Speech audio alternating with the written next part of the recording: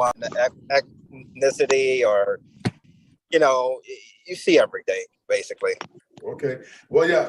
Listen, in Peoria, one thing, I used to go down there every week. When I worked for Caterpillar. One of the things that I can say about Peoria is that it's beautiful in the summertime. Yes. Okay.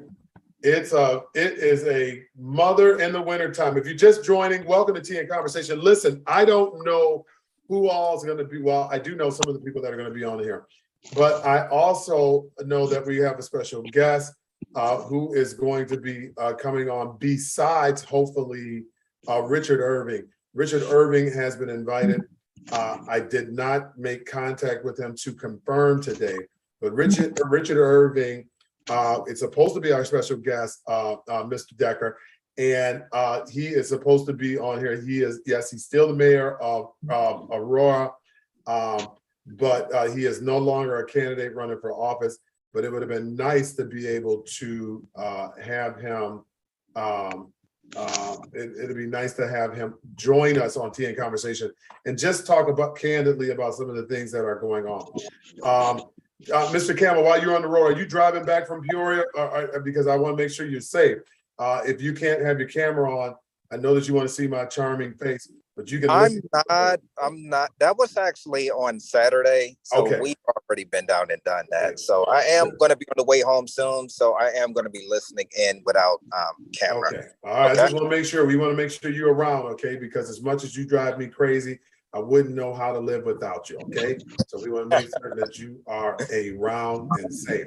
But in any event, Richard Irving, the ex-candidate for governor, is supposed to be coming on. Hopefully he makes it. Hopefully he has an opportunity to share with us some of his insight, some of his feelings about the Safety Act. Listen, the Safety Act. Trustee Max, tell me about your thoughts on it. I can prime this. You want me to prime it? Yes, go right ahead. I'm over it. Okay, and listen, I think that this is kind of like that what is that thing that Attorney Reed was talking about? Attorney Reed was talking about the fair tax. Remember, and they didn't do such a great job at explaining the fair tax. And because of the lack of explaining it, I think that it just got no traction. The people with the money had the ability to spend it whatever way that they wanted. I don't know if this is the case with this one. From what I understand, okay, so and last week you guys weren't here. Mr. Decker, you missed me last week, but we really had kind of a candid conversation about some of the things that I saw when I was down at IML, where we had just lawlessness, right? And I think that lawlessness is one of the things that that's scaring the crap out of people, Trustee Mance. I think that when people see folks just taking over the town with little police protection, now you got this Safety Act. I think that, and I get it. I understand that you should not be able to just hold people simply because they don't have any money. But I think one of the things that the bill fails to address is the ability for a judge to make that decision. And that's my concern with this Safety Act, is that, yes, you should not be able to be held simply because you don't have any money. But I do think that judges should have the ability, the judges should have the ability to hold individuals in the case that they feel like this person should be held. So it just seems like to me that the people that sponsored this bill, I did, and I said it last week, I invited LG Sims. So I wasn't one of these individuals who did not try to get the ones who sponsored the bill on the show. I did. I tried to get them on the show. They didn't come. So we only have, I can't think of the gentleman's name. Do you remember his name, Mr. Decker?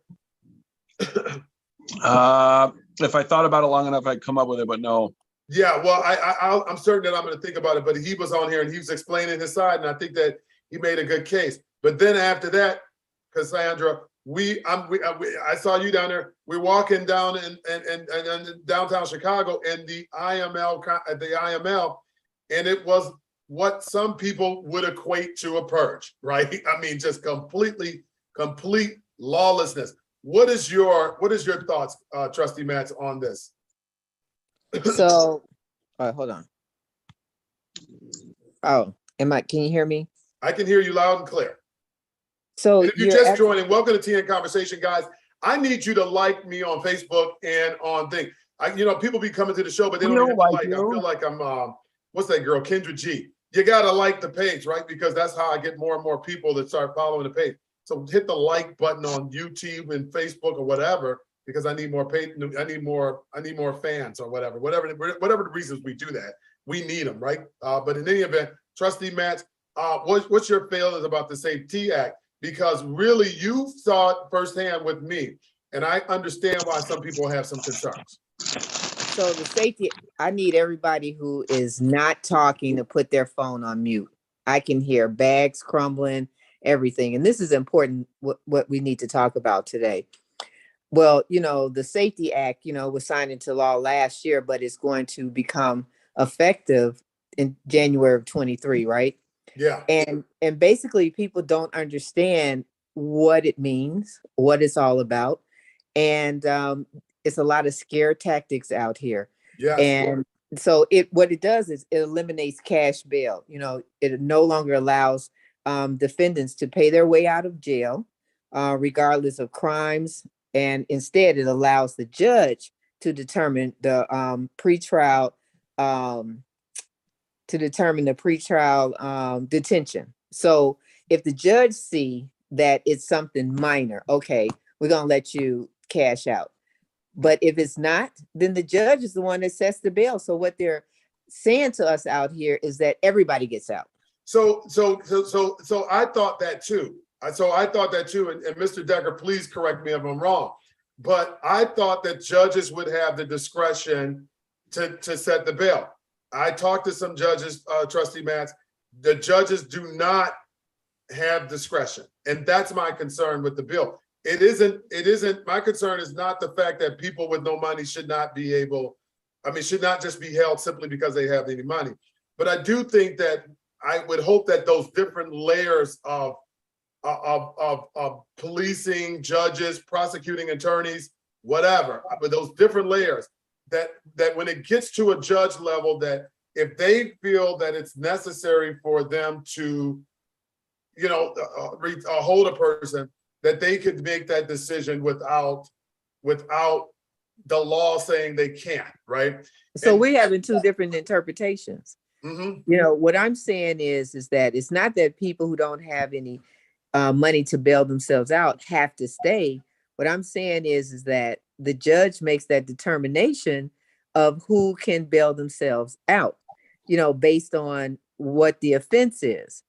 So it's not, they can still bail themselves out. If you out here and you carjack, you didn't kill anybody, and it's a first time offense, I'm just throwing something out there. The judge will look at that and be like, we're not going to hold this person, this kid or whatever. We're going to allow this person to bail themselves out. But if you went out there and you actually killed somebody, of course, the judge is not going to allow you to bail yourself out waiting on a trial. You're going to sit there until the trial. My understanding, I talked to people too, and that's what they said. And then now you're saying something different. This is why we need the actual lawmakers who signed on the dotted line and put this into play to actually come on here and really set us straight. Mr. Decker, what is your interpretation of it? Well, on what she just said, they're not going to come on here and talk about it, because it started out as a great concept. It started out as a great idea. And when it was first starting to be put together, and the no cash bail and the body cams for police, and it's just over, how many pages is it? 762? 400. I thought it was only 400 pages. Okay, my fault. But either way, with any piece of legislation down in Springfield, it gets loaded down with garbage. An unnecessary, they could have made this 3 separate pieces of legislation easy, but they want to pack it all into one because it overcomplicates it for the average person to not understand it. It gives both sides the opportunity to use those fear tactics and paraphrase and cherry pick certain parts of it that you want to stir up your voters and your party and it's just a mess. I mean, that's my interpretation. It's just a mess. It's got a lot of great great things that it addresses some very, very serious issues that we face all over the country, but specifically Illinois. But there's also a lot of like I've talked to people too that know more than I do, and it basically part of the garbage is you're basically putting, as much as the judges have the discretion of how they want to proceed, but if they want to hold somebody, you're basically putting the burden on the prosecutors to basically build a case within so many days or so many hours. That, I mean, you're talking about you want to talk to witnesses, gather evidence, and basically prove your case and take them to trial just to decide whether or not to hold somebody, when it could have very simply been put as, was this a violent crime or a non-violent crime? Right. Because I know Cook County corrections officers, and they tell me time and time again that half of those people at Cook County Jail are in there for non-violent drug offenses. Meanwhile, we hear time and time again people on electric monitoring for shooting people. There was a story years ago, 2 people went into Cook County Jail. One was in there for weed, one was in there for shooting his next door neighbor in the back. The guy who shot somebody got an I bond. The person who was in there for weed had to pay $2,000. It was a $20,000 bond, $2,000 to walk for weed, while the other person got an I bond and walked right out of Cook County Jail that night. Right. Tell me how that does not make sense. That is not logical. That is not, it's, and these people that put all these together, they're not going to come on your show, Adam. They're not going to come on here and answer questions and talk about it and defend themselves, because they don't have to. What they have to do? You know what they have to do down in Springfield? They have to balance a budget and pass legislation. That's the 2 responsibilities they have to have. They don't want to talk. Well, and thank you very much, Mr. Decker. In fairness, I did while we were talking about these different things. So there is this claim that the jails would be empty, hence the purge, that whole purge kind of scenario that folks are fanning the flames of. Okay, the Fact of Safety Act, and I'm reading this. Okay, I'm reading this from injusticewatch.org. Okay, so I'm reading what they said. This claim that jails would be empty out of people charged with murder who are held on money bonds. Fact, the Safety Act does not explicitly address that will happen to people currently incarcerated. So if you're currently incarcerated, you're not automatically going to be like, let go, right? But prosecutors have the ability under the new law to petition for people charged with murder and other violent crimes to be jailed pre-trial. Now, this is where I get a little confused, Trustee Matz, but prosecutors have the ability under the law to petition. So a judge doesn't have, the judge can't see, and help me understand this. If a judge says, I think that Adam should be held, right? Pre-trial, okay, because of this person, some of the crimes that they committed. The judge would have to, and I think that this is what these judges are saying, that they don't have that ability to make that decision anymore unless the prosecutors have kind of petitioned for that to happen. Does that make any sense to you? Well, I'm not book, chapter, verse on it. And what I said before is what I was told. So I have nothing to expound on. Okay. So my whole thing was the judge had the final say, whether they stay or they can go before pretrial. So here's another claim. The Safety Act creates non-detainable offenses, including, and this is one that we were talking about when the gentleman was on, offenses including second-degree murder, burglary, aggravated assault, and other violent crimes, okay, or charges. The facts are the Safety Act outlines the type of offenses for which someone can be detained pre-trial. So some things that are, and I guess my concern, Jason, when these individuals were kind of putting these bills together, and I wish they were here, I wish LG Sims, some sponsor of this bill, would have come on. And I'm going to do a better job. I'm going to do a better job Trustee Matz, I'm going to do a better job because I am going to start connecting more with these individuals from these various towns, inviting them on Tea and Conversation each week just for candid conversation, because you'll see that different people have different interpretations, Mr. Decker. You'll see that, you know, because over here in Glenwood, we think one way, and over there in Midlothian, you think another day, that a lot of times nobody knows the answers. And I think that until we start having more candid conversations like these, will some of that truth resonate to the surface. The Safety Act outlines the type of offenses for which someone can be detained pre-trial. This includes forcible felonies such as first-degree murder and sexual assault, in which person's sentence is required if prison sentence is required if someone is convicted. Many of the act's detractors have used this to suggest that crime that isn't outlined in the bill, including second-degree murder, arson, burglary, are non-detainable offenses. That's just simply not true. If you are locked up for those particular offenses, you will be locked up, okay? So when they come out and say, well, hey, these are non-detainable, you won't be detained if you do these things under the Safety Act, it's just one of those fan-flaming moments that people are trying to just get some excitement under because of their own personal agendas. The Safety Act prohibits police officers for arresting. We heard a lot about this, Jason. The Safety Act prohibits police officers for arresting someone for trespassing. You remember this, okay?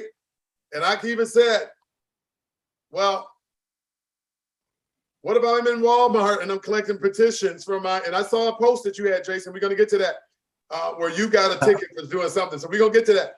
But I didn't get a ticket. Oh, that wasn't you? No, it was friends of mine, but we can talk about it later. I know that, listen, when I am petitioning, I go to various places where the people are because that's where the people are. And these places that tell me as a petitioner, which is a legal requirement, that I can't solicit. They say solicit, I say petition. It ain't soliciting, it's petitioning, which is a legal form. But I'm in your lot, you've taken taxpayers' money, because you know, I don't know if there's no Walmarts out there that hasn't gotten a tip or some type of Class 8. All these businesses, for the most part, has gotten some sort of money, right, from the public. And then now, because I want to reach the public that you took money from, you want to call it soliciting and then try to kick me out of the lot. Now, they say that, okay, that's trespassing. I brought this up. How is that trespassing? And then why would I want to be thrown in jail or want somebody to be thrown in jail for and I'm getting right to you, Cassandra, for standing in a lot? The Safety Act does require police officers to ticket people accused of low-level offenses. Now, this is the fact, including criminal trespassing to property. Criminal trespassing is not standing out in front of the Walmart unless they pose an obvious threat to themselves or the community. That means police officers still have the discretion to arrest someone if they determine that they are a threat to public safety. So this whole notion that trespassing is just going to be random and you can just go in somebody's yard and camp out, that's just simply not true. Trustee Matt, go ahead. So, Trustee, do you remember Schoolhouse Rock? You remember Mr. Bill? Yeah, it's a bill. I don't remember. Song. Don't make me sing the song. I'm just a bill. Yes, yeah. I'm only remember that? That's how I learned about civics, right? So anyway, what I say that to say is that a bill can't be signed into law before it comes out of committee. And when it's in committee, that's when all the people should be there to voice their opinion, to say yay or nay. How many people do you think actually go and voice their opinion? Well, you know what? That's interesting you say that, because that's the same argument that the last fella who's anti-Safety Act, I don't think he's anti. Jason, am I being presumptuous? I don't know if he was anti, but I don't think he was for it, okay? And he's the guy who writes the what is that paper that he writes? And then, what you remember, Jason? It was from Wirepoints. Wirepoint, okay, the gentleman from Wirepoint, okay. And he was not, in my opinion, he was a reporter. Well, not on purpose, but he played the middle. You know, he wasn't trying to ride the fence. He's not running for office, playing a politician, trying to ride the fence and make both sides happy. But he was pointing out the good and the bad. I appreciate Wirepoints and their unbiased truth. His point was that right now, a lot of Republicans are putting this fear out there that it's going to be the purge, and we're just going to live in some creepy, dystopian type future where criminals are just going to run rampant. But he did point out both sides, and he did point out that these people who want to throw things out there can't even tell you what page that's on of the bill. And I guess that's where I kind of somewhat have some challenges, because I do think that you should know the bill that you sponsor. Now, if you're going to be sponsoring bills, and Trustee Vance, over the past week or so, there was supposed to be a big talk down at the IML. Many of those people that were supposed to be in attendance, they just backed out. And more people are now backing out because they don't either understand the bill or they no longer feel like they support it. Why do you think that is? It's election time. They'll probably start talking about it after November 8th, right? Yeah, well, we need to know. We need to know now. Okay, because we vote in November. Absolutely. Well, the tea leaves are speaking. You just have to count them. But anyway, I don't think we're going to hear anything about that until after November 8th. Nobody wants to speak on it.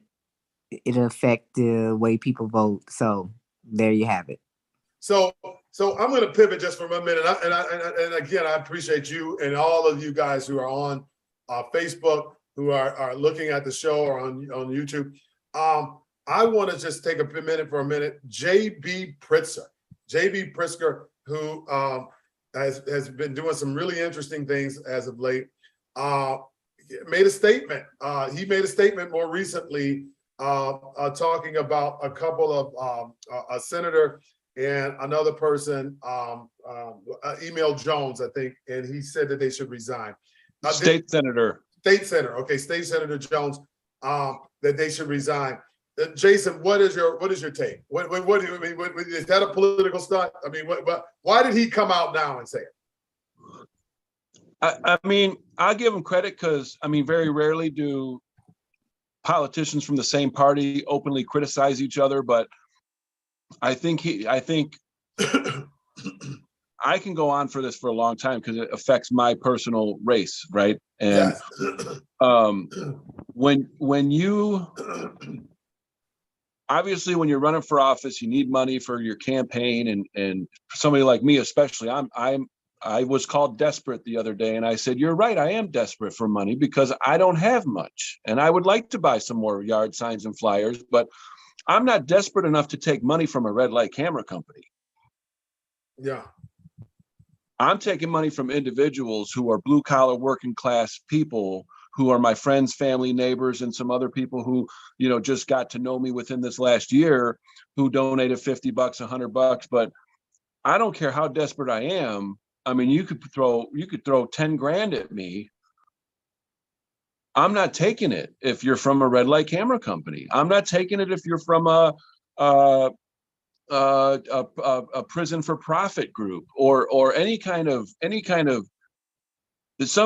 that has a history of corruption or shenanigans or any type of negativity. Now, critics are everywhere, and you can criticize anybody and everything. Like if I took money from we have a few of these gaming cafes in town, and if someone gave me $150 who owned a gaming cafe, they go, oh, Jason likes gambling because look, he took $150 from Joker's Wild in Midlothian.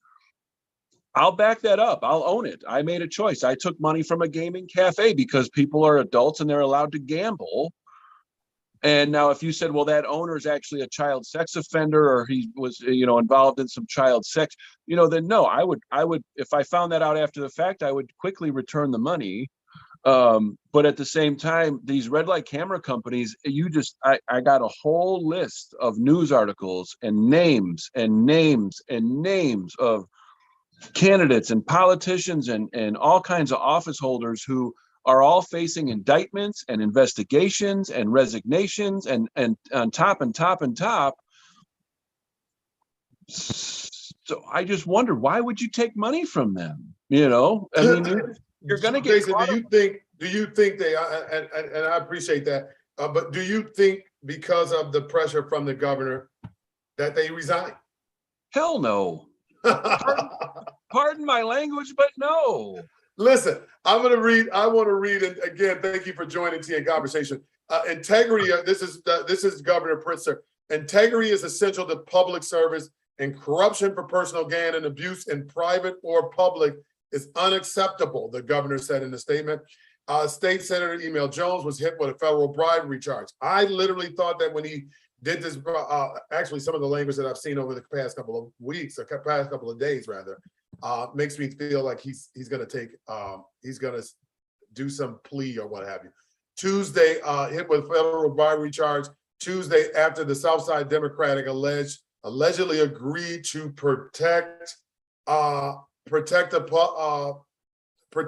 politicians connected, politically connected red light camera company, Safe Speed LLC, from legislation in exchange for $5 grand. $5 grand is the magic number, and a job for an unnamed associate. So he was gonna iron it out, make sure somebody had a job, and he got the little $5 grand. Seems like that don't seem like enough money, Jason. Safe Speed has not been charged with any wrongdoing. Listen, you know, if you go and pick up a hooker, they're now charging the John, but Safe Speed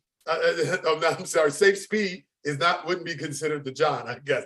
In any event, Safe Speed has not been charged with any wrongdoing and has portrayed the partner who allegedly agreed to provide the benefit as a rogue actor.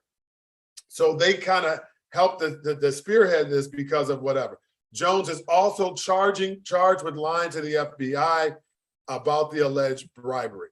Okay, so then that's just one. That's Emil Jones. Now you get into Senator Michael Hastings, where everybody thinks that Mr. Hastings, if you're in the Southland area, I don't know, have you ever met Mr. Hastings, Mr. Decker? No. So I've met him. Okay, I've met him. I see him at different events and so on and so forth. So Mr. Hastings is somewhat, I mean, he's, you know, he reminds me of one of those guys that you see on he's a collar popper, right? You know, my son's going to be one of those. Pink eyes odd, maybe the collar pop. You know, looks like he's a jock, you know, probably thinks everybody. What did you call him? He's a what? A collar popper. Gotcha. I thought you said copple pot, like no, collar popper. I may be dating myself, but generally when you look at what is that movie, Back to the Future, you know, the guy who the tough guy, he's a collar popper. You know what I mean? He's one of these guys that, hey, you don't mess with me. I'm coolest, and you're just a lame. Michael Hastings strikes me as one of those guys. But Michael Hastings from Frankfurt, he's a Democrat from Frankfurt. He is beloved in the Southland area. I don't know why, okay? I don't know why, but he is loved. But in any event, he's facing serious allegations from his estranged wife, including police records that state that he put her in a headlock, only in a headlock. You know, this happened to somebody else. Did you say only? Well, he only put her in a headlock. Listen, as Ike Turner says, hey, were you going to eat the cake? But in any event, he only put her in the headlock, and he put her in. Where am I at here? He put her in the headlock and repeatedly slammed her into the door. Now, this is what I'm trying to figure out. Did he put her in the headlock? Did he put her in the headlock and then like slam the door on her head? Like I don't know what that means, but that's crazy. Okay. He has denied the accusations. And let me tell you something. Now, here's what's interesting about the Hastings fellow, right? I see more family-oriented pieces all out everywhere. He is selling it, boy. So he didn't put the wife in the headlock, and then he's coming back with the boy's charm, which is nothing wrong with that. I understand how the game is played, but he's coming back and he's presenting himself as this wholesome, friendly, nice guy, which is, I guess that's what you have to do when you're in free fall. But both Emil Jones and Hastings have been stepped down from Senate leadership posts, but still remain on the November ballot. and Email Jones he's running unopposed. I think that Hastings at least has a candidate. He has somebody that's actually challenging him. And now one of the things I can say about Hastings, and not Hastings, PRitzer. I saw all of this is a gumbo, so bear with me for a minute. PRitzer, over the last couple of weeks, I've hated him and loved him. I hated him when he's declared the state of emergency, saying that, oh, hey, we just got to bring all the folks from all over the person. We can't even take care of the homeless people here. Where's this damn state of emergency for the homeless, right? But so I was really a little agitated with him giving away emergency fund, declare a state of emergency for these damn homeless people living under Lower Wacker, right? And some of these communities that seem to be having water-related issues in Dixmoor and some of these other, come on now, let's focus on us. And I just think that we would be better served if we did that. But then he comes out absolutely and he says, y'all need to step down, right? So is it one of those things where we when I say I hate him, I'm throwing the baby out with the bathwater? What do you think of Pritzker's having these two unfavorable stances? One, bringing the immigrants, filing a state of emergency to bring people here and fund them. And then this one where he's actually saying, hey, we need to do the right thing and we need to make these candidates resign. What do you think of these two positions? Mr. Sawyer, you're a candidate running for office. What are your thoughts on these topics? Really, I got a housing program that I'm trying to explain to them where we could also bring trade school back for the youth. He can't demand the politicians to step down. I mean, he not really doing nothing himself. Like, you could be all talk, but like that Safety Act, I don't respect that. So we got to get past the first Safety Act first before we even talk about breaking people and saving houses. We finna be in a world of trouble once they let everybody out. Well, thank you, Mr. Sawyer, because that's one of the things that we were talking about before you joined Tea and Conversation. And again, if you haven't subscribed or liked my page, please do that because I'm trying to grow this following of people in the Southland areas, especially. But what we were talking about in terms of the Safety Act is the number of misconceptions about the Safety Act. There is not going to be just randomness, right? And folks that are just running around losing their mind. Some of this is fan blaming, gaslighting, simply to make certain that people are, the people play the sides, right? When Obamacare, and I'm gonna use this as an example, when Obama was talking about health insurance for everybody else, folks on the certain side came out and said, we're gonna call it Obamacare. Well, it backfired. Now everybody knows it's Obama. So they use, I get it, they use different terms to excite people, pro or con, depending on the side you're on. Now, what I'm concerned about right now, because I want to bring us back, and we're going to get back to that Safety Act. What I'm concerned about is, in one sense, Pritzker is saying, hey, we're going to file a state of emergency, and we're going to bring all of the immigrants, all of the people from other countries here. We're going to file a state of emergency, use money here to house them, right? And my concern with that, my personal concern with that, is that there are many people living here now that we can't take care of. Where is the state of emergency for them? I agree with that. It's too many homeless people. It's too many homeless people, right? We be taking care of them. We got the boarded up housing, right? Doing nothing with the housing. Absolutely. I'm thinking about, listen, when I get on the airplane, I'm flying to Ohio because we fly to Ohio, Toledo. I always go to Toledo, and I fly to Toledo. When I get on that airplane, they tell me to put my own mask on first. When does Illinois put its own mask on, right? Before we start helping all these different individuals. So my criticism of Pritzker in that is that, listen, that state of emergency should be declared for people that already live here. But then he turns around and he suggests that these candidates that have some wrongdoing. There's some candidates here that there's some serious allegations. I mean, with the bribery thing, with Hastings, putting his wife in a headlock and slamming her head in the door. We're not even talking about this judge. I mean, what's this judge recently? The judge, Boyd. What's his name? Boyd. Yeah, I mean that one we haven't even talked about yet. where his wife got him on, they put him on administrative or what have you, because I guess he threw a bottle at his wife. I mean, he's a judge at Markham, and he went, listen, matters of the heart, guys. I listen. Jason, what were you going to say? Well, I'm a firm believer in innocent until proven guilty, and as much as our society is kind of strayed away from that, especially when it comes to politicians or candidates, there's always accusations thrown around and some crazy stories made up. And so I myself personally, I don't really jump on it as far as, well, hey, he must have put his wife in a headlock. If his wife said he put her in a headlock, I mean, but honestly, that's the issue. That's the issue. Just because they're a politician don't mean that young lady lying on the politician. No. I'm not saying just because it's a politician that she might be lying, but I'm saying if we could talk about Thaddeus Jones, but we ain't gonna get in that subject. Well, what's going on with Thaddeus Jones? I'm just saying the allegations he got going with him about domestic violence and it's a lot, but I ain't, I'm running right now. So well, listen. So, and again, I appreciate that. And I guess for starters, politicians are no different than regular people. They have and I didn't mean to say he gets an extra pass, but everybody, no matter who you are, if someone accuses me of stealing something from Walmart yesterday, my first question, where's your proof? I know I didn't steal anything. So if you're going to accuse me and throw something out there that says, oh, Jason Decker did this or Jason Decker did that, well, I'm sorry, where's your proof that I did that? Yeah, I could get that.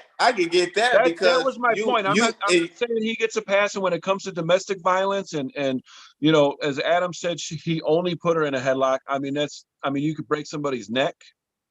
Well, yeah. You know what I mean? I mean, that's a pretty serious accusation. But at the same time, I mean, maybe he just pissed. I mean, I don't know. I don't want to throw out hypotheticals. But my thing is when you have documented proof, when J.B. Pritzker says you are under investigation because you took money from this red light camera company, and it's verified proof that you did, in fact, take that money. Something like that is like common sense. If J.B. Pritzker, governor, they say, "Oh, you took some money from the red light." That's common sense. Like, yeah, he might have did that. But sitting a woman say, he put me in the headlock. He is on a judge. He's a judge on the bench. He shouldn't even get those type of put himself in that predicament to even get those type of criticism, or somebody could blame that on him. He shouldn't even be in that type of predicament. And I guess another point. And if he married a woman that do things like that, he knew that before he married her. All right. Well, I'm just saying, Adam, if your neighbor doesn't like you, let's say, oh, this trustee guy just moved in next door to me. I haven't cared for him since he ran, and I don't think he should be trustee. And I'm gonna throw a baseball through my own window and tell everybody that he did it.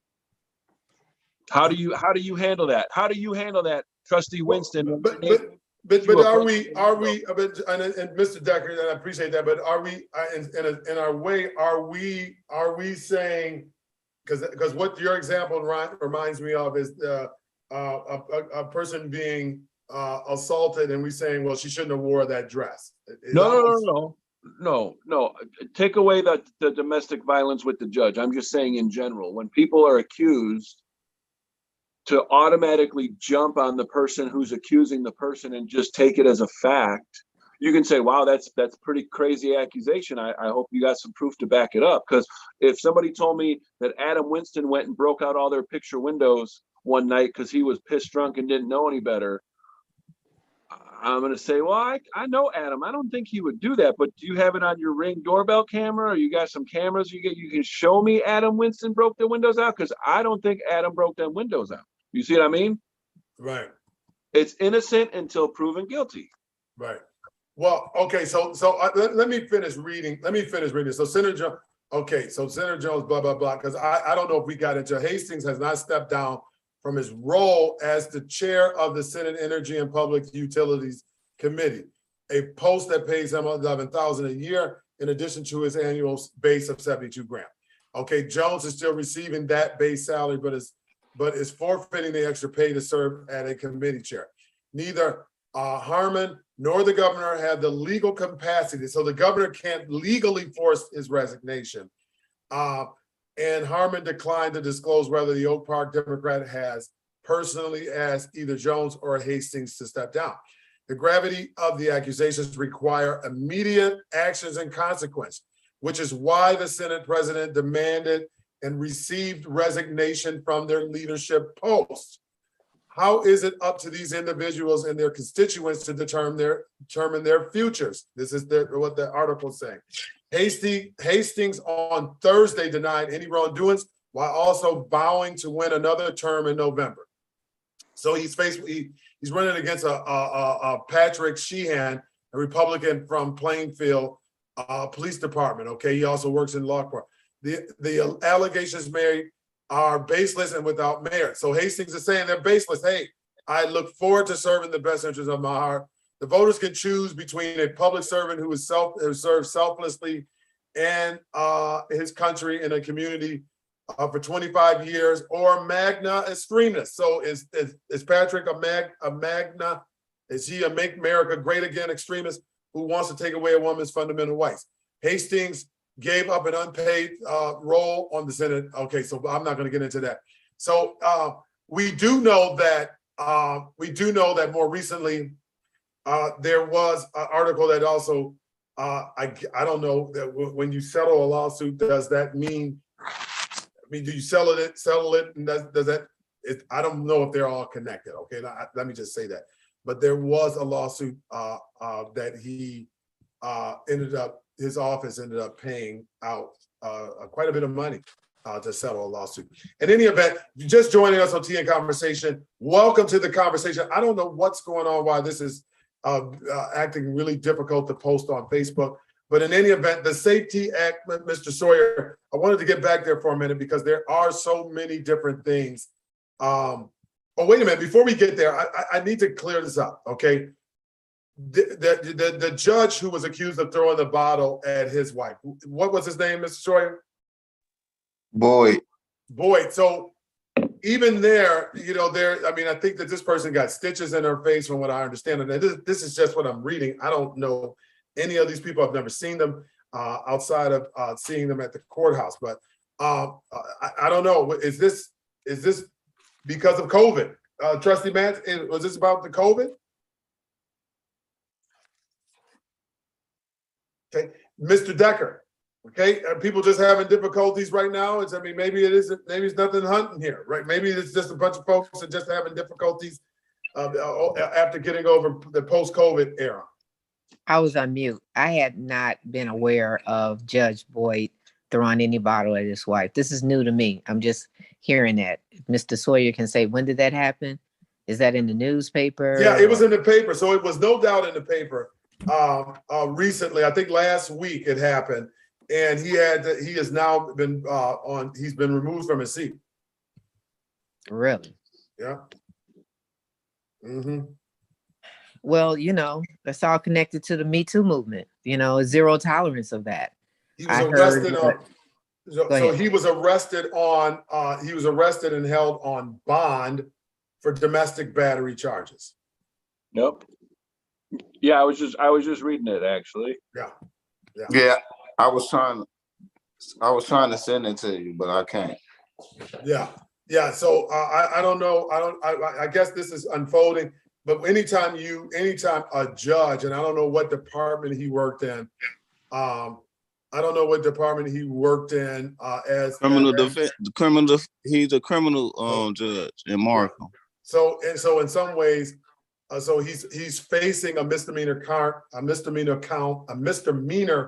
of domestic battery, and I think that from what I read, this incident is not like, it's kind of like the incident that happened at Miss Fox's house, where somebody witnessed it and they called the police after witnessing this incident taking place. So when the police got there, they noticed that his spouse was cut. She was taken and had stitches placed in her face, and he was arrested. So that's what the story sounded like, Trustee Matz. Any questions on that? Well, anything domestic should be taken serious. I heard Mr. Jason talk about, it's all speculative. I mean, who would actually, with a 5-year-old and a 1-year-old, want to be accusatory of something that's false? Because it's documented. Your children have to read it later, and it would make her out to be a liar.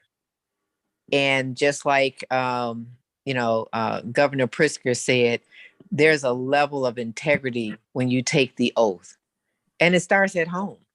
First of all, it starts at home.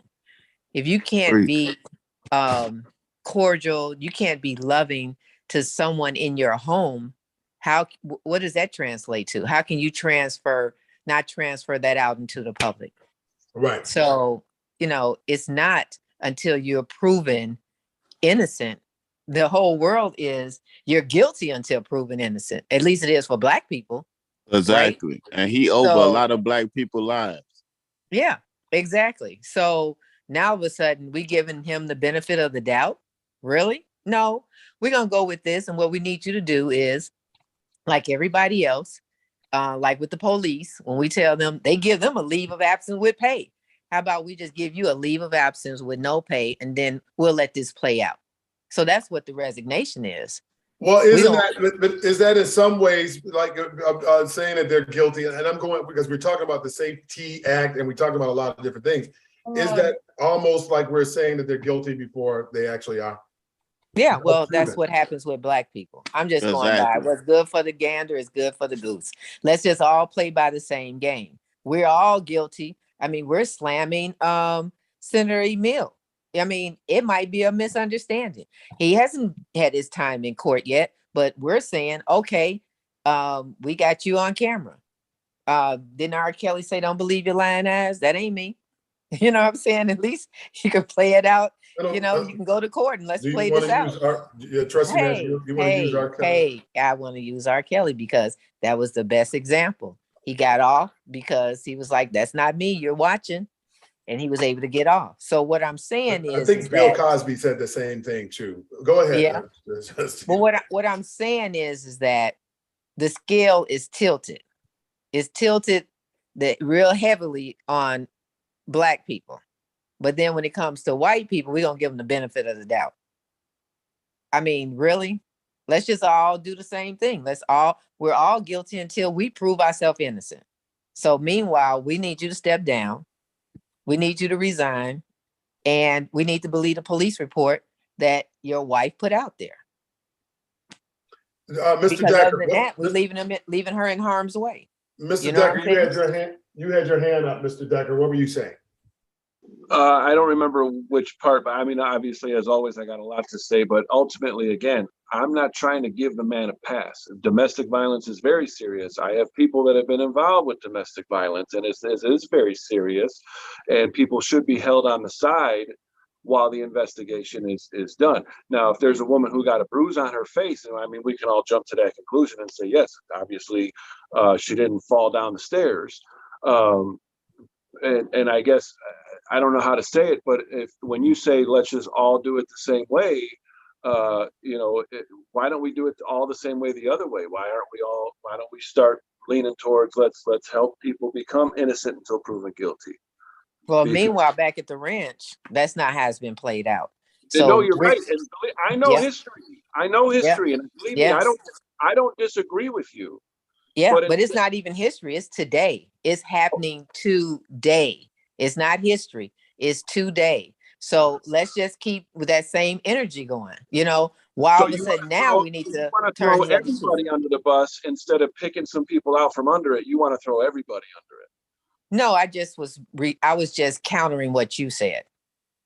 We're talking with what you said. I'm talking about what you said about how they don't need to resign, or he don't need to resign based on his wife putting in that police report. So do you leave her out there to dry? She's got to prove it. No, absolutely not. Absolutely, she's got to prove it.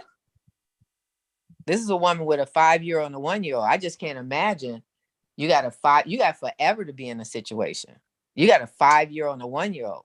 I don't think I would be lying with a 5-year-old and a 1-year-old. Now, maybe if they were 25 and 21, but you still have to deal with this individual.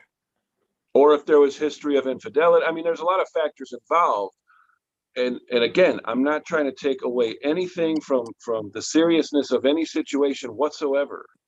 But what I'm saying is when we jump the gun, and the gun is jumped on people as it is, I mean, take him out of his office. I mean, especially like the judge, just like a police officer, you're put on paid leave, which I don't agree with. But we're going to put you over here, and we're going to investigate and see what happened. We're going to put it together. We're not going to take one person's word for it, because if we start taking one person's word for all the accusations that have been thrown around, and I've had accusations thrown in my face in the last 9 months. That's pretty. I mean, I'm going to court right now for them because they're flat out lies. But now you're talking apples and watermelons. Let's just stay focused on this issue right here. There's a lot of hypotheticals that we can talk about, accusations all over the board, but we need to stay focused on this. We need to not muddy up the water. Let's just stay focused on this. Okay, so what do you feel should exactly happen with this specific instance right now? Hey, I'm agreeing with Pritzker. Let's just resign, and then you can always run again if you're innocent. You can always run it 4 more years. And I agree with you, but at the same point, Pritzker doesn't have that authority to do that. No, he don't. He can call out, and as much as I don't agree with 90% of what Pritzker says and does, this is a time when I do agree with it, that yes, you are publicly calling out a fellow Democrat to take a seat, go get your ducks in a row, and come back and try again. Because if you're so well liked and you're so well, beloved by your constituents, then you should have no problem winning another election. But for now, yes, step down. And I agree with that with both cases. There you go. Absolutely. So without a doubt, when there are accusations and things thrown out, then yes, things need to be put on hold. We need to freeze. We need to separate. We need to pause. We need to resign. We need to step down, sort out the facts, go to court, plead your case, let the accuser plead their case, and then move forward from there. So telling them to resign, or them admitting that, yes, okay, I'm going to resign, I think I can't think of for a lack of better words, the norm is to say that, oh, if I step down, then I'm admitting guilt. If I'm accused of this and Pritzker tells me to step down and I step down because I'm being accused, now it's all what it looks like. See, that's what the politics, it's all what it looks like, what it looks like, what it looks like. So it would look like if I step down, then I'm admitting that I did it, even though I'm not admitting I did it, but that's what it would look like. If I stand my ground and don't step down, then I'm firmly saying that these accusations are not true. Now, with Emil Jones III, I believe, wasn't that a 3-year investigation they did? I have no idea. I have no idea.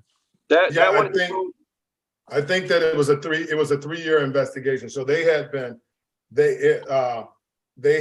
looking. They planned this. It was some time. There was some time going on this. But and again, when you take money from them, red light camera companies or their affiliates, you will eventually pay the price. Well, again, and just to everyone's point on here, Mr. Hastings has a track record also, because he just settled a lawsuit. So I guess if we're going to be both looking at track records, Mr. Hastings. Some would argue that he's had a track record as well. Hey, if you're not busy tomorrow, guys, I do have to send a shout out in Riverdale. So in Riverdale, they are going to be opening up a fitness court. Okay, they're doing their ribbon cutting over in Riverdale. So if you are just looking for something to do, okay, stop over. In Riverdale, in the community of Riverdale, which is just northwest of here. Is that northwest? Yeah, north-south. It's still north-south. They're doing a ribbon cutting over in Riverdale. They're opening up a fitness center. So they're opening up a fitness center. Tomorrow, the ribbon cutting ceremony will be at 10 a.m. Mr. Decker, 10 a.m. I have to work. So. Oh, that may be a good time because I think this is the first fitness center in Riverdale. Okay. I love when they do these town halls and events like this at 10 o'clock, noon, 1:30 in the afternoon. Like, sorry, I get it. But as a candidate, you may want to be over there on Franson Park. That this is your area. If you're a candidate running for the office, I'm pretty certain that somebody else is going to be at 145th and Atlantic, right behind that CVS over there. So I think, isn't that by the Metro train over there, Cassandra? That is correct. And let me correct you. It's not a fitness center as we know it as a building. It's outside. It's a fitness center that they constructed outside in the park. You use your body weight. It's really cool. People have to come out and see it. There will be some demonstrations on how to use it. It's for the community. You don't have to sign up for anything. It's free. You can just come out and use the equipment that they put in the park. It's weather resistant and it's really nice. So it's kind of like the equipment that you would just get at a park? Yes. Oh. Yes. I mean, it's the way that they erected it is really, really nice. Well, and I had not seen pictures. anything like it before. Yeah, I wish I could have seen those pictures. But in any event, the ribbon cutting ceremony for this particular park is tomorrow at 10 a.m.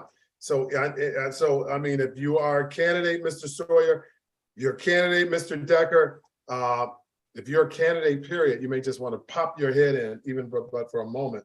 I know I would if I was a candidate, because you just don't know what you may miss. If you're a candidate running for office right now, listen, it's getting colder. I almost turned the heat on today. It's getting a little bit more chilly outside. So if you needed to collect signatures for the election that's going to take place in 2023, there are trustee seats up. My seat's up. I'm running for office again.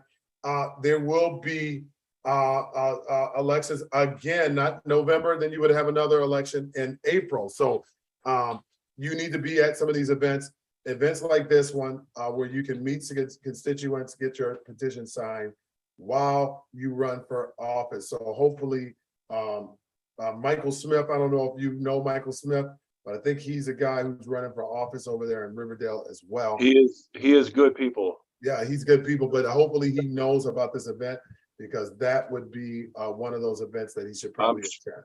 I'm sure he's on it. Yeah. So, Mr. Sawyer, before we get out of here this evening, what are, any things you want to make us aware of? I know you're running for office. I always try to get candidates a few minutes at least. I got my first fundraiser is going to be at the Black Hack Lounge next Monday from 5 to 7. Come out and talk to me. Any questions y'all need to learn about me, please do so. So at the Black Hat Lounge. So what are we going to do? So that's kind of is it during what type of hours? Is it like 5 to 7, happy hour, 5 to 7. Okay. All right. And Mr. Decker, what's going on with you? You've been low key. What do you mean?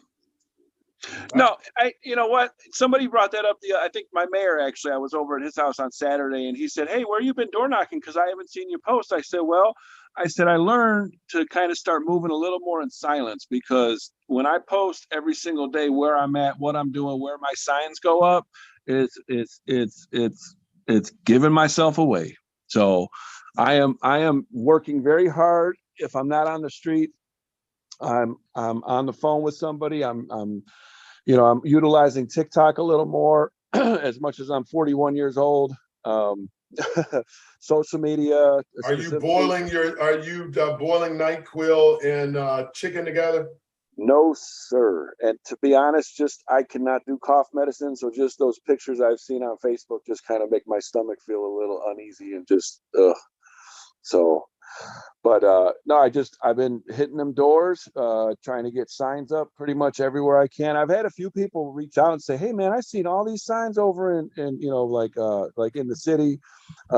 Justin, I think you told me you've seen a few of mine up on Halstead, and yeah, I'm just doing what I can with what I got. I'm not sitting on a big pile of money waiting to blast everybody's mailbox. I have to. And even if I did have money, I love talking to people. My wife said many months ago, you were made for this, because I like walking. I like exploring. I mean, I've met some amazing people. I've been in some, neighborhoods that, not in the neighborhoods, but specific blocks, where I walk down a specific block that I've never been down before. I mean, as much as I'm a handyman, and for a long time, I did, all kind of home repairs and stuff. And I worked all over the south suburbs, but there's still things like now I can't think of it. There's a club. It's over in Dalton.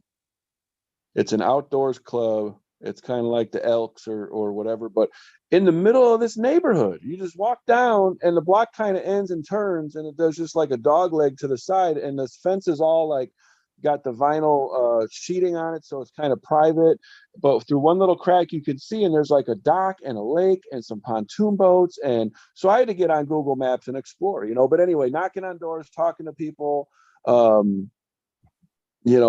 I still, all this time door knocking, 2 people told me to piss off. One slammed the door and said, "You're all crooks," which obviously I'm not even elected official. So that was kind of funny. And another woman told me flat out, she's like, I will never vote anything other than Democrat.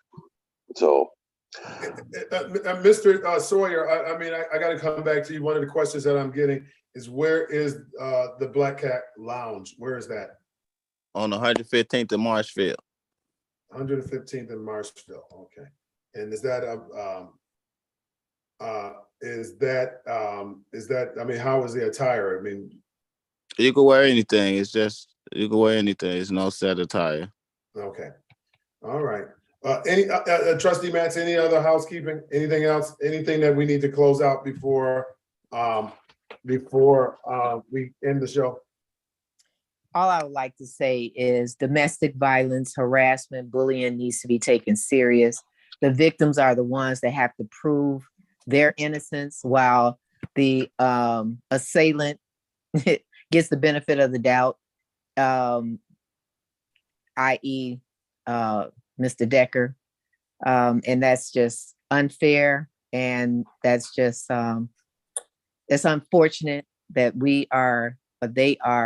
people of women are the ones who are guilty and believed to be liars with a knot on their head. I mean, just like what you said, Trustee, that's like somebody getting raped and you're saying, well, she shouldn't have had on that short skirt. Really? Is that what we do? So, as I said before, you are guilty. Now prove yourself innocent. Step down. Okay. Well, as usual, Trustee Matz, you are a showstopper. And I appreciate you joining us this week for TN Conversation. We are going to get Richard Irving on here. I assure you, we are going to get him. The format for TN Conversation will be changing in the weeks to come. I am going after each individual community, and I'm going to be inviting guests from specific communities that come on here and talk about different things that happen in their community from week to week. We got to bridge this gap so there aren't no surprises. And we got to start finding out what's happening in all these communities so that we can do a better job at connecting and learning from one another, because that's ultimately the goal. We can do better if we know better. But until then, I got one more question. Yes, sir. Do any of y'all know who LaShawn Ford is? LaShawn, that sounds very familiar. He's a state rep, I believe. Yes, that sounds very familiar. They say he's running for Chicago's mayor. LaShawn Ford. Well, if we don't know him, it's going to be very hard. It's going to be very hard for him to win. LaShawn Ford. Yeah, he's ran before. Has he? Yeah, he ran the last time against. Yeah. How did he fare? What's your question, Mr. Sawyer? Like, I was just asking, did y'all know he was running again? Oh, the more the merrier. Hallelujah. Yeah. I just found out. I remember him. Why? For some reason, he was a state rep, wasn't he? He still is. Oh, is he still a state rep? Yes. Okay. All right. Well, I thought the name was familiar, but I couldn't for the life of me remember. What I mean, is he somebody we need to pay attention to? Well, we need to pay attention to everybody that runs, put issues out there and listen to exactly what they're going to do to move the city forward. What happens in Chicago affects out here in the suburbs. Really, Chicago could be a whole state by itself. So they're very important. People, yeah. All right. Well, we have to keep our eye on. I like her. Where's she from? Where you from, Cassandra? Olympia Fields. Olympia Fields. Okay. Yeah, well, maybe we need to get him on tea and conversation here, Mr. Sawyer. So you know how to reach him. Maybe I'll send some of my contacts out there. But I mean, maybe we need to get him there because I'd like to hear how he talked. You can learn a lot from a person when they start speaking. So, but until then, don't forget to like the page, guys. We got to start doing this a little bit better because I got to start growing the page a little bit more. And hopes to get some help and some additional resources on this particular platform because I think it's good and I think it's important and I think it can grow. And now we got to grow it. So like the page, share the page. Let's start making tea and conversation the talk of the town. So until next on Monday at 7 p.m., I will see you then. Until then, good night. Trustee, get Mr. Sawyer's information.